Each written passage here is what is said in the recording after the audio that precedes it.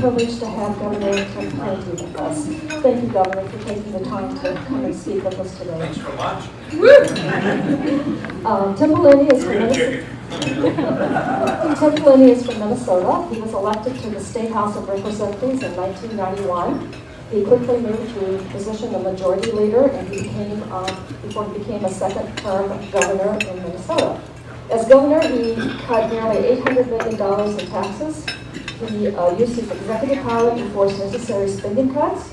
He showed his fortitude on budget matters when prevailing on behalf of taxpayers during one of America's longest public employee strikes and government shutdowns in Minnesota. He made education and health reforms. He's appointed conservative justices to the Minnesota Supreme Court, and he's created comprehensive programs to support veterans.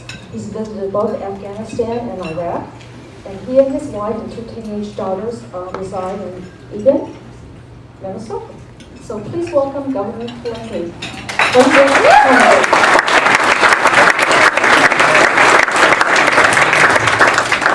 Well, good afternoon, and thank you for the invitation to come and share some thoughts with the Black Hawk County Republican Women's Club. I'm delighted to be with you. I wish my wife, Mary, could be with me. She was with us on a campaign swing through Iowa about a week or so ago. She'll be back later in the week, and she was just out in New Hampshire doing some campaigning without me.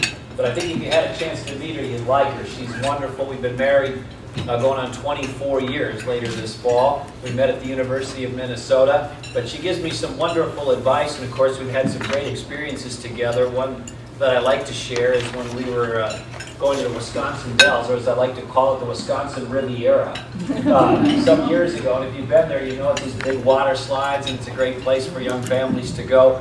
But in a summer like this, in early August, we were driving back from the Wisconsin Dells to our house in Minnesota in my little Dodge Stratus. Mary was in the front seat with me, and I was driving. The kids were in the back, and they were little then. And you know how this goes, long car trips with young kids. So about an hour into the drive, of course, they're in the back seat, Anna and Mara, and they're throwing juice boxes at each other, and they're pulling each other's hair, and they're elbowing each other in the ribs, and pretty soon the tempers in the car were about matching the temperatures outside. So I pulled it off into a gas station and got out and flew up in the doors of the car, and I was pumping gas into my car, kind of grinding my teeth about these misbehaving children of mine and how bad their behavior was and how awful their behavior was. And this gentleman was pumping gas next to me. He was kind of looking at me and my car and the situation. I think he could sense there was some tension in my family. And their eyes kind of met by the gas pump. And he said, "Oh, I wish I had 2 kids."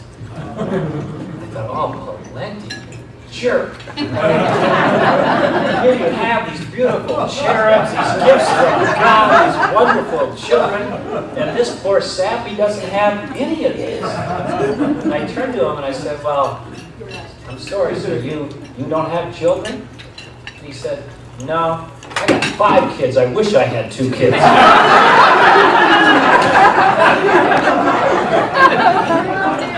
Now, that's just a little story about putting things in context. And I want to share a little context with you about the challenges that our great nation faces and what I hope to do about it as the next President of the United States.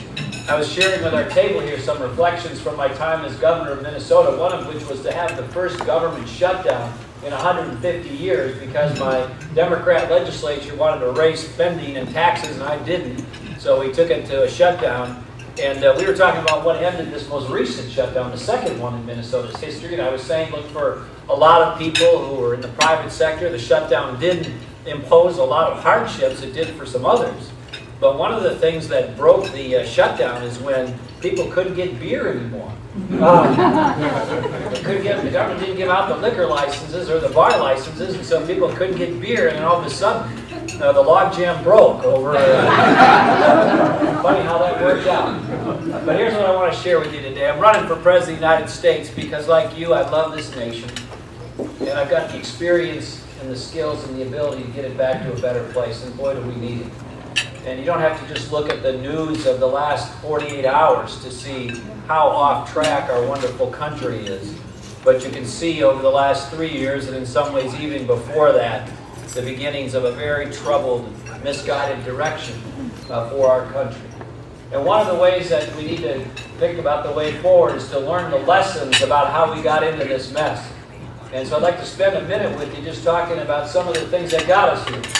One of the things that got us here is a person came through Iowa during the last presidential election. His name was Barack Obama. He said that he was going to deliver these great promises. He gave great speeches, soaring rhetoric filled with really interesting words and wonderful references that were entertaining, and the Democrats bought it. Democrats in Iowa launched him towards the presidency of the United States. Of course, the rest is history. But what has happened since then? Well, we put somebody in the Oval Office who wasn't ready for the job. This is somebody who hadn't run anything, hadn't done anything. He was a community organizer, was a college professor, as somebody who had a cup of coffee long enough in the United States Senate. He wasn't even there long enough before it got cold. And then we made him President of the United States and wonder why it hasn't worked out. Well, he wasn't ready for the job. He didn't have the requisite experience, the executive experience for the job. And then number two, he had a terribly misguided vision for the future of this country. I mean, his words were hope and change. But we've now learned what that really meant is we need to hope that we don't lose our houses and have to change our addresses. That's right. And it wasn't hope and change, it was a misguided direction for the country. So what has he done? Well, he said, look, when I'm President of the United States, I'll cut the deficit in half. In fact, he said that even a little after he became president. He knew full well then what the magnitude of the economic collapse was. And he said, as president, I will cut the budget deficit in half during my first term. Now, when President Bush left office, the federal deficit for a year was about $500 billion. You know what it is now? It's about $1.5 trillion. Barack Obama didn't cut the deficit in half. He tripled it. Yeah. And then remember his speeches on health care? Now, we do have a health care crisis in America. It's beyond the reach of too many Iowans and Minnesotans and families and businesses. It's one of the things that's wrecking the budgets of school districts and counties and the rest. But what did he say as a candidate about health care? He stood in Iowa on the night of the Iowa caucuses, and he said, well, of course we'll fix health care, but he said he would do it with Republicans. He said that we would work together and focus on cost containment. And he was against the individual mandate as a candidate. And then he got elected president and went to Washington, D.C., and did the exact opposite. He passed one of the most partisan, most misguided pieces of legislation in the modern history of the country. Ladies and gentlemen, Obamacare should be repealed in its entirety. Yeah.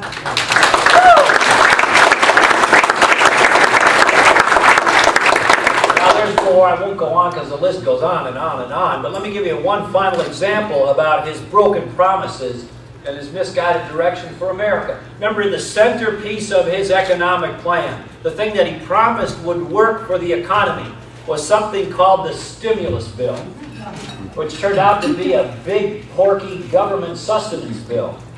But he said, remember, if you don't pass the stimulus bill, unemployment could go as high as 8%. It went to 10%.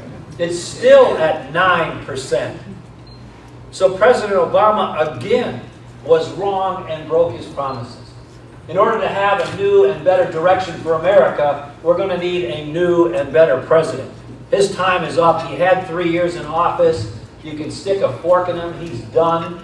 You look at his numbers nationally, they're not very good. If you look at his numbers in the swing states that are actually going to decide the election, his numbers are awful. And so the main way we're going to goof this up as Republicans is to nominate the wrong candidate. Because Barack Obama, if the election were held today, would lose, and we would win by a comfortable margin.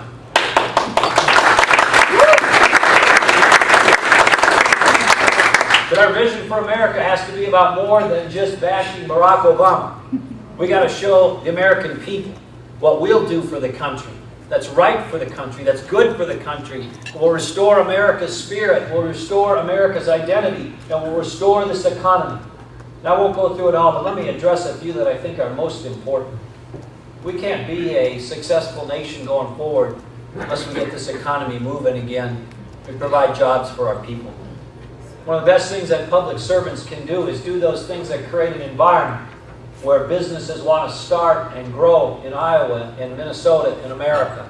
And if you ask people what matters to you, they'll describe being able to take care of their family and they explain their American dream and the activities that they like, but most of it involves a need for money. And for most people, the way they get money is to have a job. And the answer to how do we grow jobs in America does not reside with the politicians in Washington, D.C. Most of them never worked in the private sector. It resides with those men and women who have a dream about starting or growing a business, providing jobs. I was at a deal like this in Iowa a few weeks ago, and a little 10-year-old came to the microphone. I called him up to explain the economy. He's 10 years old. His name's Malin. I said, Malin, what do you think about the economy and taxes? Because I talked to him offline before I gave him the microphone. He's 10 years old, and he said this, well, if you keep the taxes low, then people will have more money. And if people have more money, they'll buy more things. And if people buy more things, then businesses will be busier. And then he said if businesses are busier, they'll hire more people. And if they hire more people, the people they hire will have more money. And then they'll buy more things. And so on and so on. We shouldn't have to have a 10-year-old know more about the economy than the President of the United States.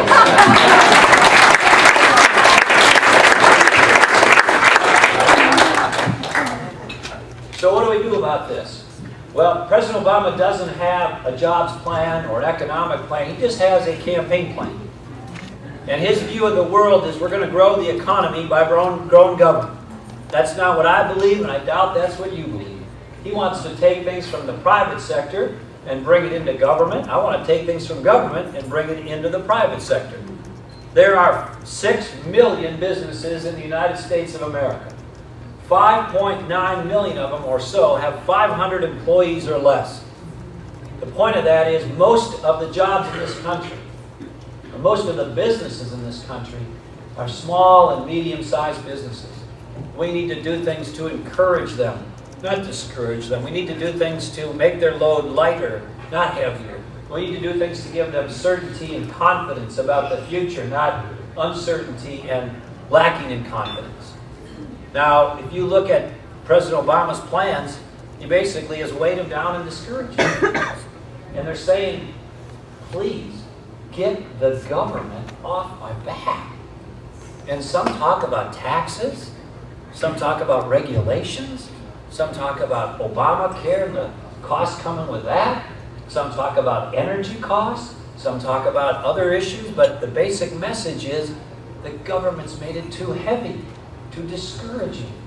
When you have some of our most entrepreneurial, most dynamic, hardworking people in the country saying it's not worth it anymore, that's a terrible sign for our economy and our country. So I like to say this in Minnesota, and I think it makes sense in Iowa too.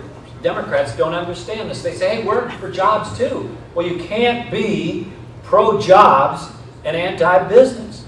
That's like being pro-egg and anti-chicken. That doesn't work so well. So we got to get back to being pro-job in this country. Now, I gave the most specific, most concrete economic and jobs plan of any candidate in this race. By the way, I gave it at Barack Obama's former place of employment, the University of Chicago. Instead of his head on the t-shirts, now they had Milton Friedman's head, the conservative economist. But nonetheless, it's all online if you want to read it at timpawlenty.com. But the short version, the Reader's Digest version, is this.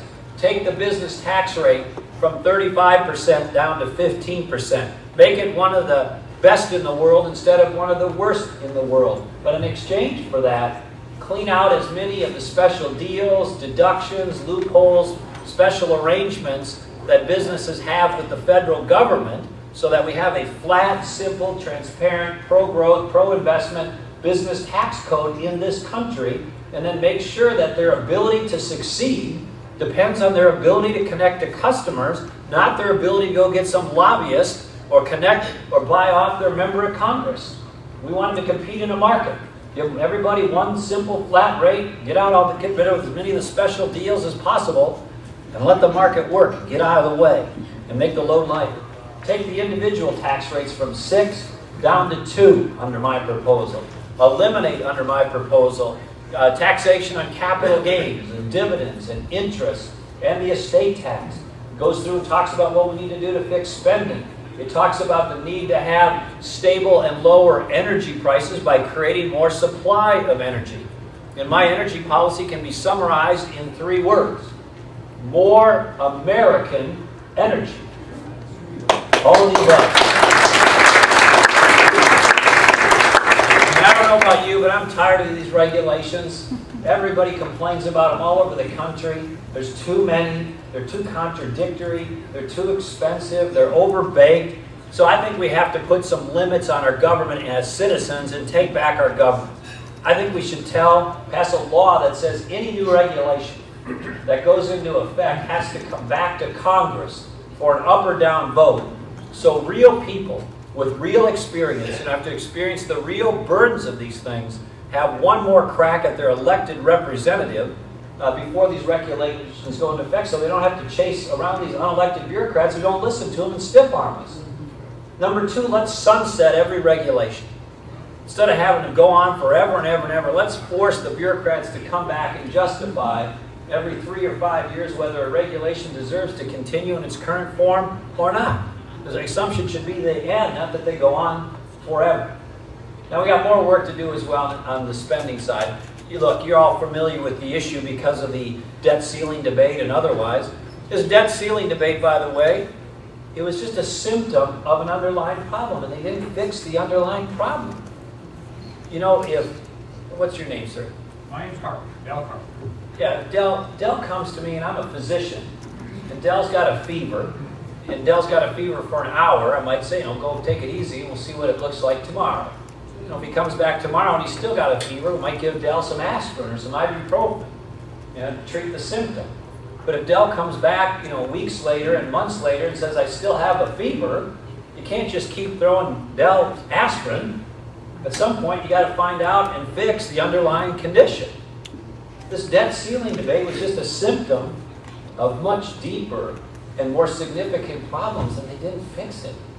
They just scraped a little on the surface. And it needs structural reform of a huge magnitude. To give you a couple measures of this, the federal government spends about $40,000 a second that they don't have. If you're here for an hour today, they'll spend $144 million that they don't have in 1 hour. For every dollar that they send out the door in Washington, D.C., they don't have 40 cents of it. It is a Ponzi scheme. If they were in the private sector, they'd be indicted. They are running a world-class Ponzi scheme. The United States of America deserves better than that. And so we got to look each other in the eye and tell the truth about what we need to do to fix this thing. And it's not easy. So when I announced my campaign in Iowa, I said it's time to tell the truth. It's going to be the Jack Nicholson election. Some of you may remember that movie, A Few Good Men, when he was on the witness stand and he yelled at the attorney. He said, "You can't handle the truth." Well, I think the American people can handle the truth. If leaders will tell it to them and not just scare them, not just use it for political advantage, but to give them a better way forward. So in Iowa, I said, we're going to have to tell the hard truths. We're going to have to look each other in the eye and tell the truth, because it's no longer just political rhetoric, it's 6th grade math. A 6th grader can look at our spending and our revenues and tell you it isn't working. So here's what I'd said. We're going to have to, even in Iowa, tell some tough truths. I've been one of the biggest proponents in the country of renewable energy. But I said, given the hole we're in, we'll give fair notice, but we're going to have to phase out the ethanol subsidies. I wasn't just picking on ethanol in Iowa. I said we're going to have to look at all the subsidies and probably phase out most of them. It's that bad, including all the other industries. Then I went down to Florida and said, look, if you're on Social Security, we're going to keep our word to you. If you're anywhere near eligibility, we'll keep our word to you. But to the future generation, I like to say this when my 18-year-old's in the room, Anna. I say, Anna, your retirement age is going up. We'll give you several decades worth of notice. But given the increase in life expectancy, We're going to have to tell the next generation, little by little, we're going to have to raise the retirement age. There's similar answers for Medicaid and Medicare. Now, are these popular? No. But we have to do them. We have to. Otherwise, it's just words, and we're wasting each other's time. Then I went to New York, and I told the Wall Street bankers, you get your snout out of the trough, too.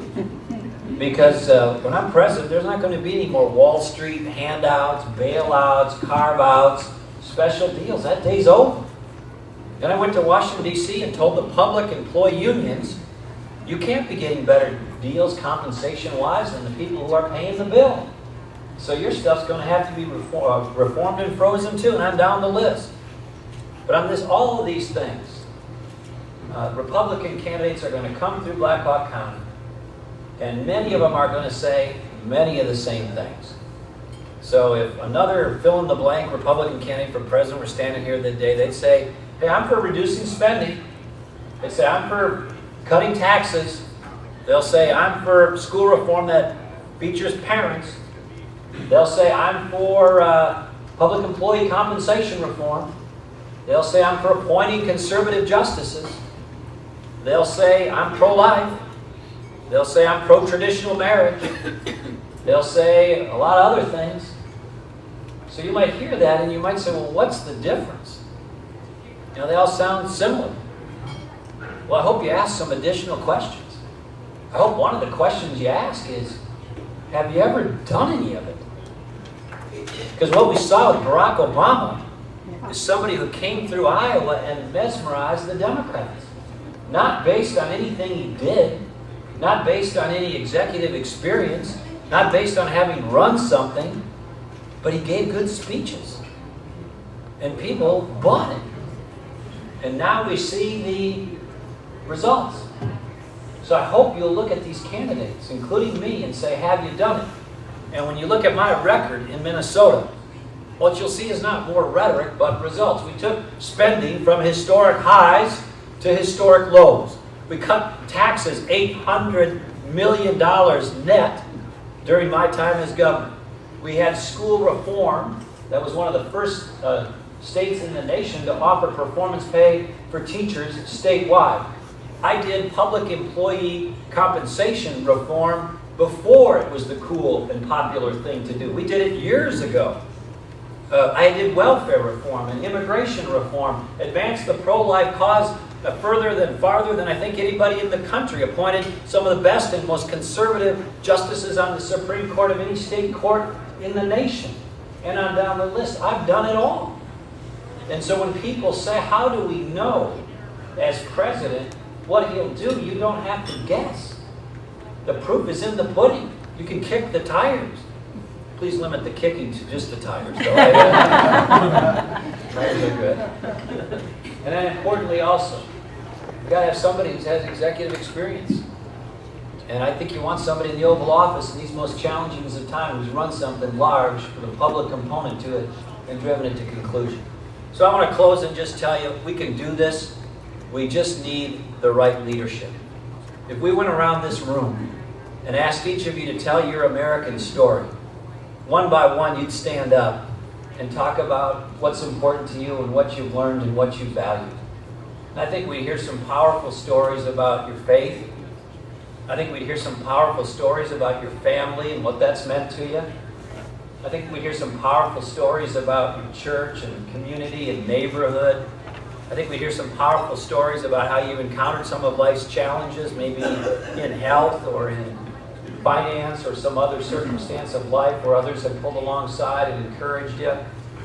But I doubt we hear many stories about how the government bureaucracy has entered your life in a powerfully transformative way and changed it for the better dramatically. I share that with you because of this reason. The beauty of this country, the majesty of America, the power and strength and brilliance of the United States resides within our people. It doesn't reside within our government. And what springs forward that dynamic quality of the American people is that we're free. We're not the greatest nation the world's ever known because we're the largest demographically. We're not. We're not the greatest nation the world's ever known because we're the cheapest place in the world. We're not, although we do need to be more competitive. We're the greatest nation the world's ever known because we're free. And when people are free, they can dream as they see fit. They can invent, they can innovate, they can worship as they see fit, they can associate as they see fit. They can say, I'll do that, or I'll do it better, or I'll do it faster, I'll do it differently, I'll do it cheaper. And there's a freedom in the United States that is fundamentally different than most other countries and most other cultures across the globe throughout time. And when government comes into our life, sometimes so incremental that you hardly notice it, and little by little they take away one more piece of what was the responsibility of families, or neighborhoods, or community, or church, or charity, or take over more and more and more of the private sector and weigh that down. They not only grow their budget, they not only grow their footprint, but they do something else that I think is equally corrosive to our country. They weigh down and discourage and diminish the American spirit. You know that's what's happening. You know that's what's been going on for decades. You know that Barack Obama's made it exponentially worse. You see it. So the reason I'm running, the reason that I know that you're involved, and I hope that you'll give everything you've got to get him out of there, is because it's wrong for the country. It's weighing down the brilliance and majesty and secret ingredient of this country. And those of us who see it need to rise up and fight and roll up our sleeves and put our shoulders back and our head down and do everything we can to get him out of there.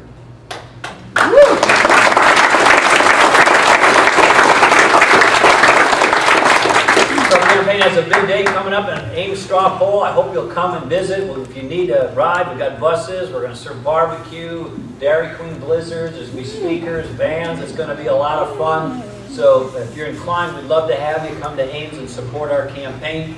There will be postcards on your way out. If you'd like to sign up, we'd love to have you. I look forward to any questions you may have. Thank you very much.